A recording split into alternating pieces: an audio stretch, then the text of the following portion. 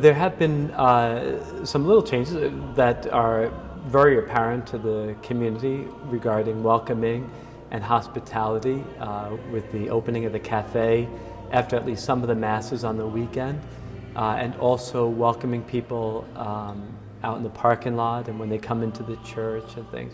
And there's been a lot of wonderful feedback. Whatever Mass I go to, I enjoy thoroughly.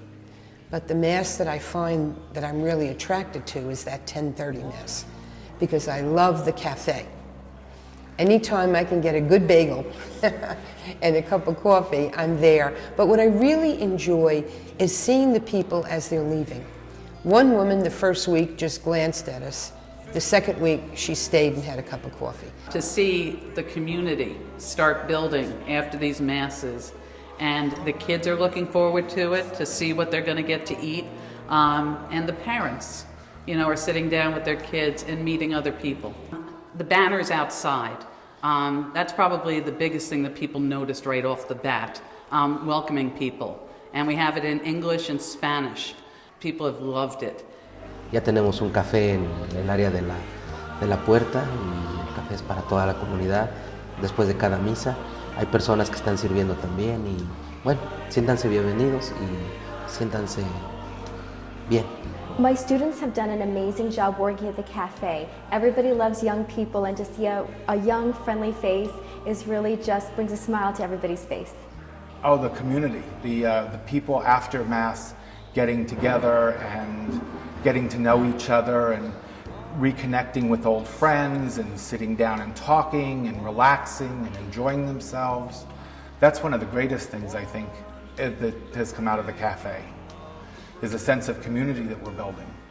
Where 2 or 3 are gathered in my name. The reason why these groups were originally founded was the recognition that there's not always that intimacy with others in the setting of the liturgy that we need to have with others, that we'd like to have with others in the community. So we need to provide a space for people to get together in small groups, small family-like situations. The small groups are for people that are interested in more than just going to Mass on a Saturday night or a Sunday. They want to be involved in a group. You see, when you're at Mass, you're one of hundreds of people.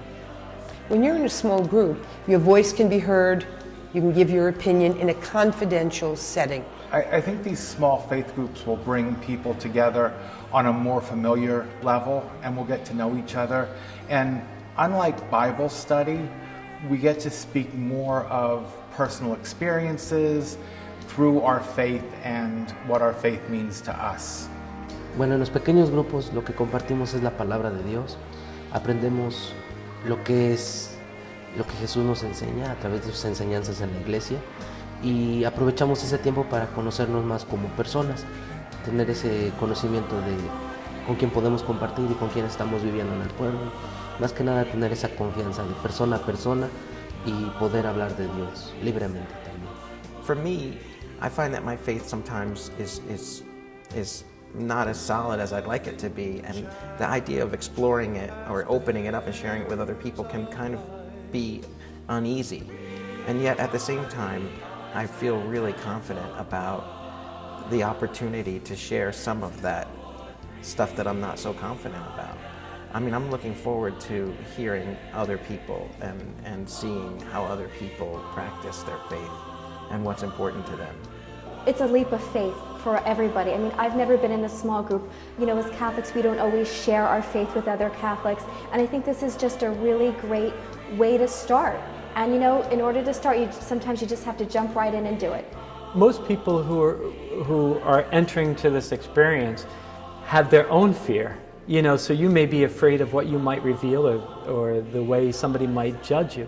But you have to remember that there's a little bit of that in everybody in the group. Everybody's experiencing a little bit of that. And the good thing is, once you open up, and there will be somebody in the group that starts it, there's always somebody in the group that helps to get the ball rolling. And once that happens and they are able to share, you'll see that nobody's going to judge you.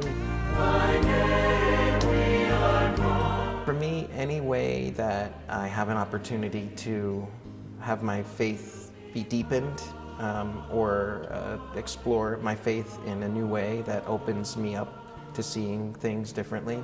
I'm really inspired by the opportunity to find new faith. You know, but we'll all experience the small groups in our own way. Some will talk more than others. You know, it's really incumbent upon the leader to make sure that everybody's comfortable and everybody has their own progression of faith. And sometimes you can grow in faith just by listening.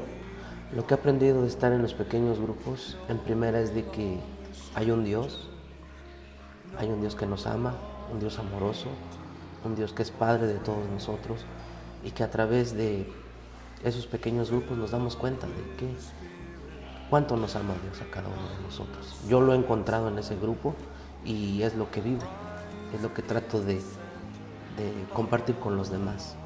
La experiencia vivida, como es el encontrarse con Cristo y tener ese encuentro que es muy, muy personal y que cambia a la persona. A mí me ha cambiado. Ya no soy el mismo y ya no soy igual como antes, pero estoy en ese camino que es conocerlo más y hasta que respire. You grow closer to people in spirituality and in faith. It can't help but make us grow closer as a community. I see it as really the heart of evangelization. Evangelization always happens in relationship. It's why Jesus didn't just write a book.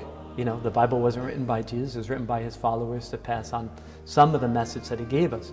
But the primary way that Jesus evangelized was by establishing a community together, growing that community together, teaching that community, and living together in relationship with one another. To become